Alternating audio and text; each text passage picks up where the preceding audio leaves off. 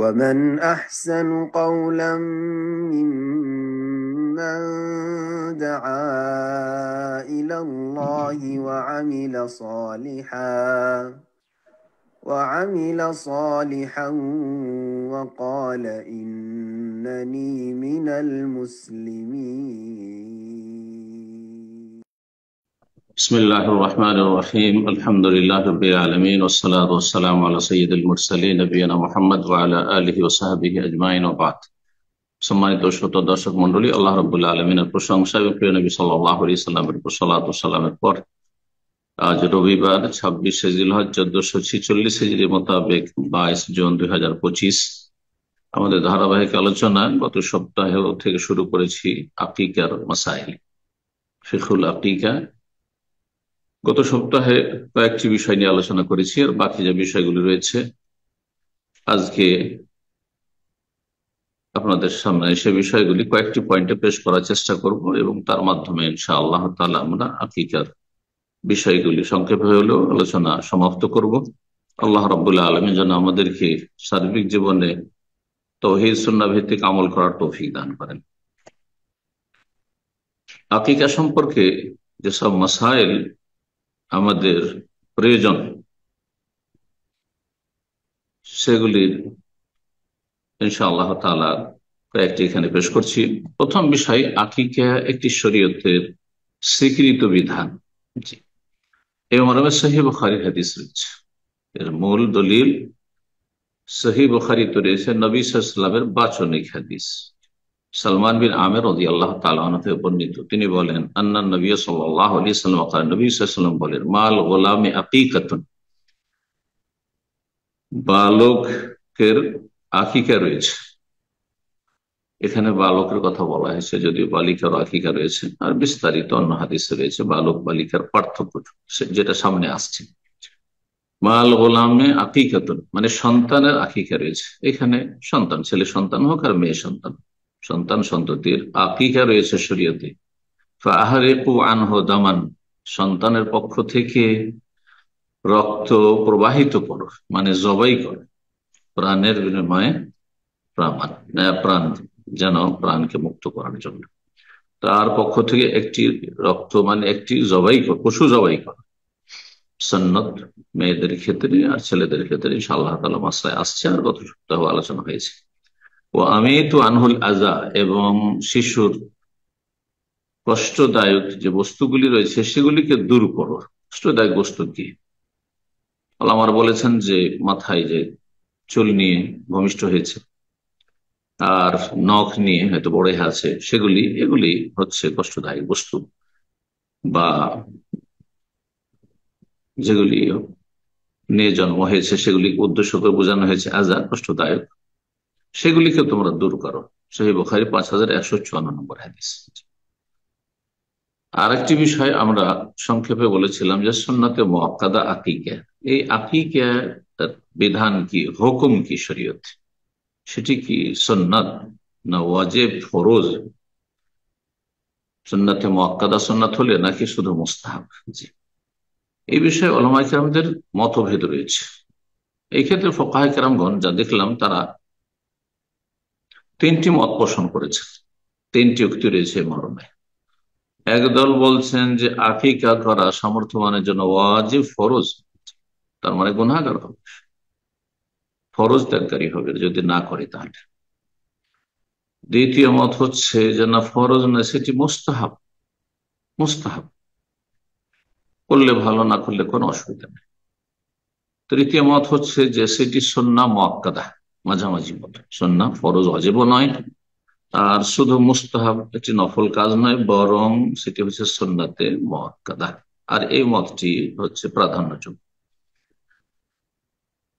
অধিকাংশ আইম্মায়ে কেরামদের নিকট। সুতরাং একজন মানুষ যদি সামর্থ্যবান হয় তো তার জন্য আকিকা পরিত্যাগ করা মোটেই উচিত নয়। তবে কেউ যদি আকিকা না করে তাহলে সে বড় ধরনের কোনো গুনাহগার হবে না।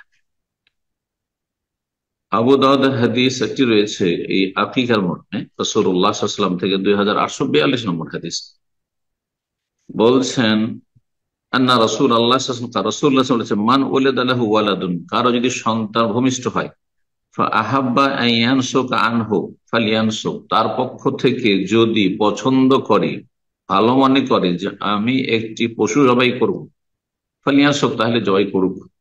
তাহলে বোঝা গেল কেউ যদি চায়, আহাব্বা পছন্দ করে, কেউ যদি মনে করে যে না করবো না, তাহলে গুনাহগার হবে না।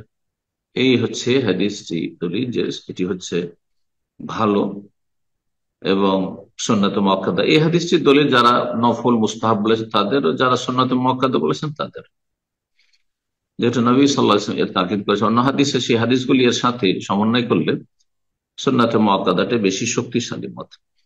আনিল গোলামে শাতান, ছেলে সন্তান হলে দুটি, ছাগল, ছাগলের কথা নবী সাল্লাল্লাহু আলাইহি ওয়াসাল্লাম বলেছেন, বিশেষ করে বকরি কথা বলেছেন। মোকাফিয়াত আনে, সেটি সমবয়সী, যেন ছোট বড় খুব বেশি না হয়। উত্তম হচ্ছে এটি, উত্তম হচ্ছে ছোট বড়, একটি ধরেন 20 কিলো ওজনের, আর একটি 10 কিলোর, 7 কিলোর, এমন না হয়। হ্যাঁ, কাছাকাছি বয়সের এবং কাছাকাছি গোস্ত হবে, এইরকম যেন হয়। ওয়ানিল জারিয়াতের সাতন, কন্যা সন্তানের পক্ষ থেকে একটি আকিকা করবে। 3 নম্বর যে পয়েন্টটি আলোচনা করব তা হচ্ছে আকিকার উপকারিতা, আকিকার ফওয়ায়েদ বা উপকারিতা। এই মর্মে ইমাম ইবনুল কাইয়িম রাহিমাহুল্লাহ উল্লেখ করেছেন, তার একটি কিতাব রয়েছে আহকামুল মাউলুদ, জি এর উপর, আত-তুহফাতুল মাউলুদ মাউদুদ বিআহকামিল মাউলুদ, শিশু সন্তানের বিধিবিধান সম্পর্কীয় কিতাব তুহফাতুল মাউদুদ। তাতে তিনি বলছেন যে আকিকার বহুমুখী ফায়দা রয়েছে, তার মধ্যে একটি ফায়দা হচ্ছে যে আন্নাহা কুরবানুন ইউকাররাবু বিহি আনিল মাউলুদি ফি আউয়ালি আওকাতি খুরুজিহি ইলাদ দুনিয়া। এটি হচ্ছে আল্লাহর সান্নিধ্য লাভের মাধ্যম, যার মাধ্যমে ছেলে মেয়ের বাবা, তার পরিবার আল্লাহর সান্নিধ্য লাভ করবে, নৈকট্য অর্জন করবে। শিশুর পক্ষ থেকে যে দিন প্রথম পৃথিবীতে আসছে সেই দিনের আনন্দে কি করবে, আল্লাহর সান্নিধ্য লাভ করবে। কি আউয়ালে আওকাতে খরুজিহি ইলাদ দুনিয়া, দুনিয়ায় যেদিন আগমন ঘটেছে সেই উপলক্ষে এই কাজটি করবে। তাহলে এটি আল্লাহর প্রবাদ বা সান্নিধ্য লাভের উপায়। দ্বিতীয় ফায়দা উপকারিতা হচ্ছে আন্নাহা তাফুক্কু রেহান আল মাউলুদ, শিশু যে দায়বদ্ধ রয়েছে এই দায়বদ্ধতা থেকে তাকে মুক্ত করা। কারণ হাদিসে রয়েছে যে কুল্লু গোলাম মুরতাহিনুন বিআকিকাতিহি, প্রতিটি শিশু তার আকিকার সাথে দায়বদ্ধ, যাতে করে পিতামাতার জন্য সুপারিশ করে। অর্থাৎ যদি আকিকা করতে পারবে সামর্থ্যবান, তারপর আকিকা না করে, তাহলে এই শিশু মাতা পিতার জন্য সুপারিশ করতে পারবে না, যদিও নাবালক অবস্থায় দুনিয়া থেকে বিদায় হয়। জি, নাবালক শিশুরা সুপারিশ করে পিতামাতার, যেমন হাদিসে রয়েছে। 3 নম্বর ফায়দা, সেটি হচ্ছে মুক্তিপণ পেশ করা আল্লাহ রাব্বুল কাছে। আন্নাহা ফিদিয়া, এটি হচ্ছে মুক্তিপণ। ইউফদা বিহাল মাউলুদ, এই পশু জবাইয়ের মাধ্যমে এই নবজাত শিশুকে যেন মুক্ত করা হচ্ছে। যেমন আল্লাহ রাব্বুল আলামিন ইসমাইল আলাইহিস সালামকে জান্নাতি পশু পাঠিয়ে সেটি জবাই করে মুক্ত করেছিলেন। ফিদিয়া ওয়াফাদাইনাহু বিযিবহিন আযীম, সূরা সাফাত। 4 নম্বর উপকারিতা হচ্ছে যে আত্মীয় স্বজন একত্রিত হবে, বন্ধু বান্ধবরা একত্রিত হবে এবং তাতে খাওয়া দাওয়া করবে, তাদের দেখা সাক্ষাৎ হবে, মিলন মেলা হবে, সম্প্রীতি স্থাপন বা মজবুতকরণের একটি গুরুত্বপূর্ণ মাধ্যম। 5 নম্বর উপকারিতা কোনো কোনো আলেমরা উল্লেখ করেছে, সেটি হচ্ছে আল্লাহ শুকরানা, শুকরিয়া আদায় করা। আল্লাহ রাব্বুল আলামিন আমার ঘরে ছেলে সন্তান বা মেয়ে সন্তান দিয়েছেন, তার শুকরিয়া আদায় করেছে। লাইন শাকারতুম লাযিদান্নাকুম, শুকরিয়া আদায় করে আল্লাহ রাব্বুল আলামিন নিয়ামত বৃদ্ধি করেন। 4 নম্বর বিষয় যেটি গত সপ্তাহে আলোচনা এসছে তা হচ্ছে আকিকার সময়কাল। আকিকার সময়কাল সম্পর্কে আবু দাউদের 2455 নম্বর হাদিসে রয়েছে, কুল্লু গোলামিন রাহিনাতুন বিআকিকাতিহি, প্রতিটি শিশু আবদ্ধ থাকে আকিকার সাথে। তুযবাহু আনহু ইয়াওমা সাbt, 7ম দিনে জবাই করা হবে, 7ম দিনে জবাই করা হবে। ইউহলাক, মাথা মুন্ডন করা হবে, ইউসাম্মা, এবং নাম রাখা হবে। এই হাদিসটির বিস্তারিত ব্যাখ্যা গত সপ্তাহে করেছি। পাঁচ নম্বর যে মাসালা সেটি হচ্ছে যে কোন ব্যক্তিকে নিজের পক্ষ থেকে আকিকা করতে পারবে যদি আকিকা না হয়ে থাকে, এই বিষয়ে ইখতিলাফ হয়েছে। একদল ফুকাহা কেরাম বলছেন যে লা ইউসান্না ইয়াউকানহু বাদ, যদি তার আকিকার সময় চলে যায় সপ্তম দিন, তাহলে তারপরে আর আকিকা অন্যরাও করবে না, আর নিজেও করতে পারবে না, অর্থাৎ নিজের আকিকা নিজে করতে পারবে না।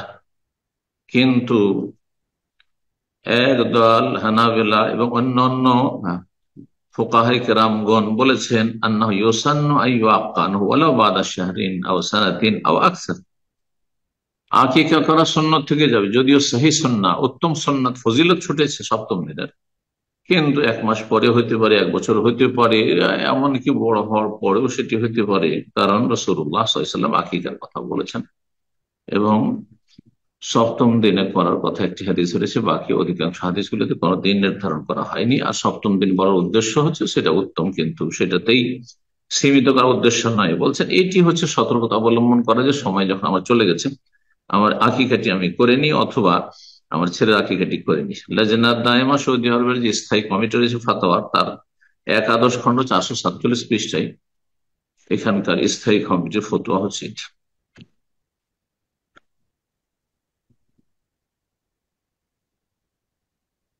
ছয় নম্বর মাসআলা হচ্ছে আকিকার যে পশু হবে সেটি কি ধরনের হবে, আর আকিকা ছেলের কেমন হবে, মেয়ের কেমন হবে, যদিও বিষয়টি আলোচনা করেছি। সুন্নত হচ্ছে যে ছেলের সন্তান হলে দুটি জবাই করবে, আর কন্যা সন্তান হলে একটি জবাই করবে। এই মর্মে হাদিস রয়েছে উম্মে কুরজ রাদিয়াল্লাহু তাআলা আনহার, তিনি বলেন যে আমি রাসূলুল্লাহ সাল্লাল্লাহু আলাইহি ওয়াসাল্লামকে আকিকা সম্পর্কে জিজ্ঞাসা করেছিলাম, তখন তিনি বলেন আনিল গোলামে শাতানে, ছেলের সন্তানের পক্ষ থেকে দুটি করবে, ওয়ানিল উনসা, কন্যা সন্তানের পক্ষ থেকে একটি, ওয়াহিদা। তিরমিজি, নাসাই তো রয়েছে, আল্লাহ আলবানী হাদিসটিকে রাওয়াউল গালিল চতুর্থ খণ্ড 391 নম্বর পৃষ্ঠায় সহিহ বলেছেন।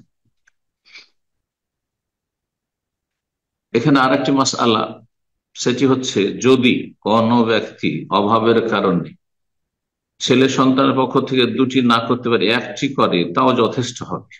এই মর্মে আব্দুল্লাহ বিন আব্বাস রাদিয়াল্লাহু তাআলা আনহু থেকে হাদিস রয়েছে, সুনান আবু দাউদ 2841 নম্বর হাদিস, হাদিসটি সহিহ।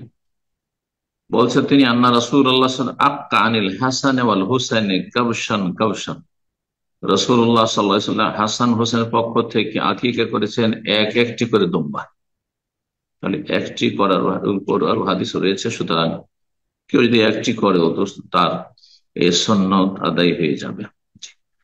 আকিকার ক্ষেত্রে আর একটি বিষয়, সেটা আমাদের আলোচনাতে এসেছিল, আলোচনা প্রসঙ্গে খুব সংক্ষেপে, সেটা হচ্ছে উট দিয়ে অথবা গরু দিয়ে আকিকা হবে কি না। একদল আমাদের হানাফি সমাজের লোকেরা ভারত, বাংলাদেশ, পাকিস্তানে গরু দিয়ে আকিকা করে, কিন্তু তারা ভাগে করে, এই ভাগ চলবে না। তো গোটা গরু দিলে চলবে কিনা এই মর্মে ইখতিলাফ রয়েছে। অধিকাংশ ওলামাদের মতে বলছেন ফাজাহাবাল জুমহুর ইলা জাওয়াজিল আকিকাতে বেহেমা, অধিকাংশ ওলামায়ে কেরাম বলছেন যে আকিকা গরু উট দিয়ে জায়েজ, কিন্তু ছেলের পক্ষ থেকে দুটি, মেয়ের পক্ষ থেকে একটি হইতে হবে পশু, কারণ প্রাণের বদল প্রাণ ফিদিয়া দেওয়া, এটি হচ্ছে যুক্তিসম্মত এবং দলিল সম্মত। ভাগ আকিকাতে ভাগ নেই।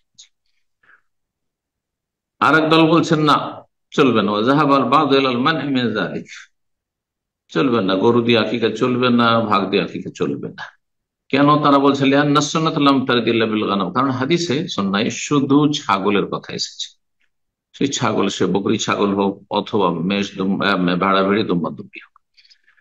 ইমাম শাইখ হুসাইন রাহিমাহুল্লাহ মর্মে বলছেন আম্মাল আদাহি, কুরবানির ক্ষেত্রে আফদল হয়ে উত্তম হচ্ছে উট, তারপরে সুম্মা বাকারুন, তারপরে গরু গাভী, সুম্মা গানু, তারপরে ছাগল 3 নম্বরে। তার উদ্দেশ্য হচ্ছে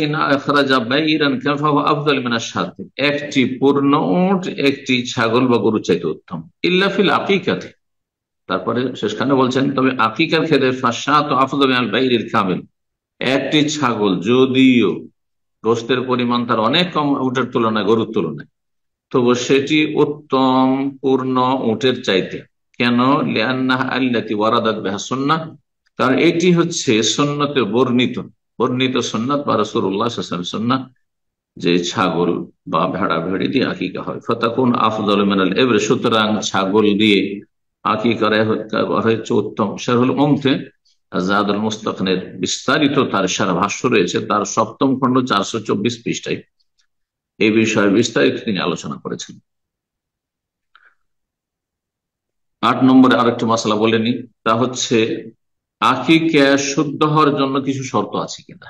হ্যাঁ, আকিকা শুদ্ধ হওয়ার জন্য শর্ত রয়েছে। প্রথম কথা, একজন মুসলিমের পক্ষ থেকে আকিকা হবে, অমুসলিমের আকিকা নেই। অমুসলিম পরিবার আকিকা দিবে না, অমুসলিম শিশুর আকিকা নেই। আকিকার জন্য ইসলাম শর্ত রয়েছে।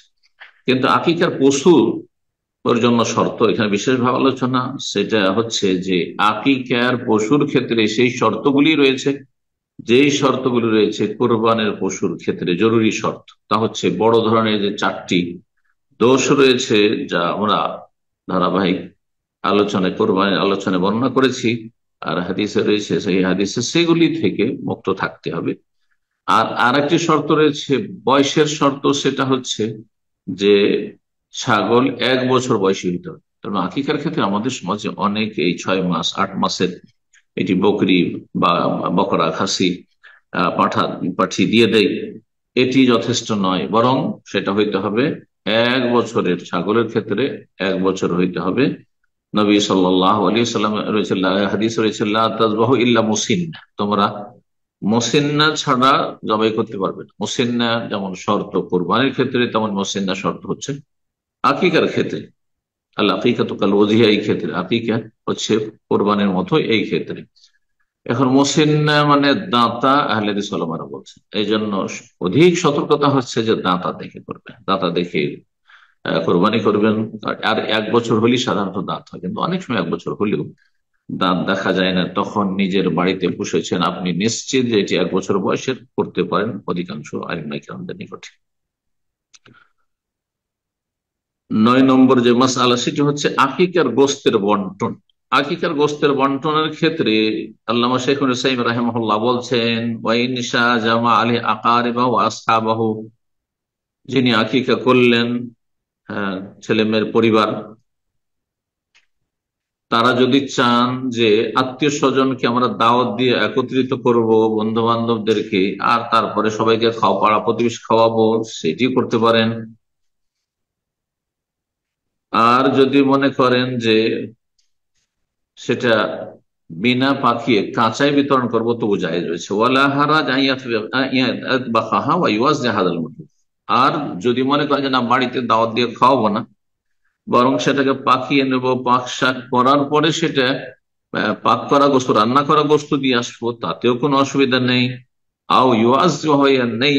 আর যদি মনে করে যে কাঁচা গোস্ত জবাই করার পরে আর তারপরেই দিয়ে চলে আসবো, সেটাও জায়েজ রয়েছে। তাহলে এখানে তাহলে 3টি দিক হলো। একটি দিক হচ্ছে যে পাক শাক করলেন, দাওয়াত দিলেন, যে আকিকার দাওয়াত থাকবে, তো আকিকার দাওয়াত দিয়ে খাওয়ালেন, সেটাও করতে পারেন আপনি, আত্মীয় স্বজন আর পাড়া প্রতিবেশী বন্ধু বান্ধব।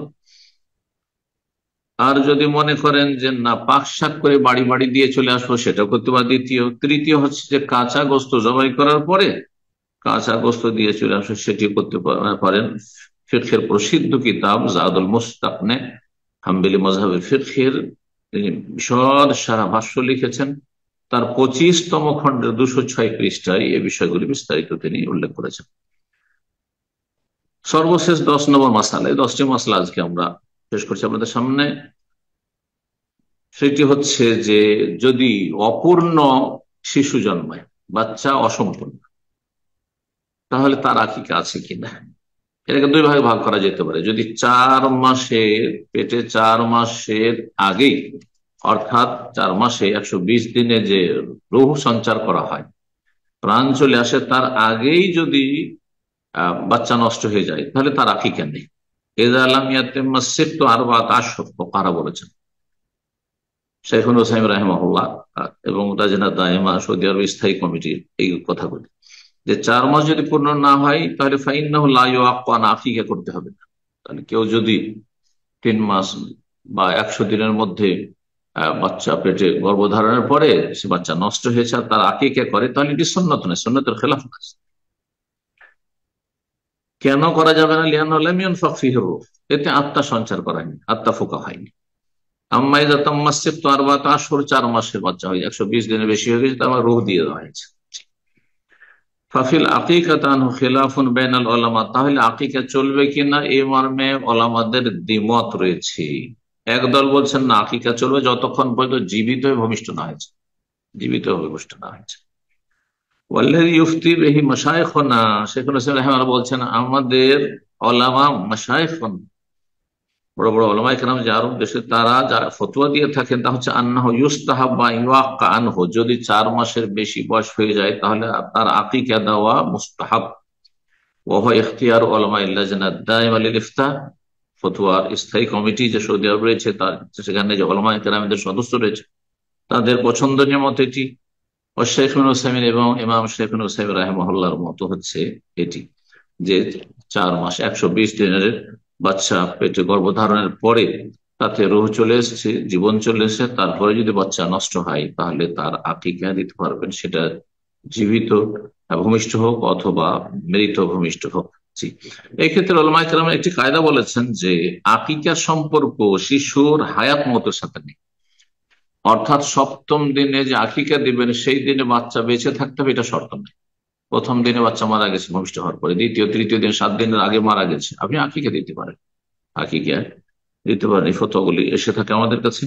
আশা করি এই আলোচনার মাধ্যমে সেই ফতোয়াগুলি স্পষ্ট হবে। যারা আলোচনা শুনবে, আল্লাহ রাব্বুল আলামিন যেন আমাদেরকে উপকারী জ্ঞান দান করেন এবং আল্লাহ রাব্বুল আমাদের ভুল ত্রুটি মাফ করেন, এবং যেখানে আমাদেরকে আল্লাহ রাখেন যেন হেফাজতে রাখেন। আল্লাহ রাব্বুল আলামিন যেন সমস্ত অনিষ্ট থেকে, শার ফাসাদ থেকে, ফিতনা থেকে আল্লাহ আমাদেরকে, আমাদের ভাই বোনদেরকে, যেসব ভাইয়েরা বিশেষ ভাবে আজকের আলোচনায় থাকলেন, কোরআন সুন্নাহ শেখার এবং আমল করার চেষ্টা করেন, শিরক বিদআত থেকে বেঁচে থাকার চেষ্টা করেন, আল্লাহ রাব্বুল আলামিন তাদেরকে যেন সার্বিক দিক থেকে হেফাজতে রাখেন, দিন দুনিয়ার ভালো করেন, জান্নাতের পথে রাখেন। আমাদেরকে আল্লাহ রাব্বুল ঈমান তাওহীদ সুন্নাহর উপর যেন মওত দান করেন। ওয়া জাযাকুমুল্লাহু খাইরান ওয়া সাল্লাল্লাহু ওয়া সাল্লাম আলা নবিয়িনা মুহাম্মদ ওয়া আলা আলিহি ওয়া সাহবিহি আজমাইন।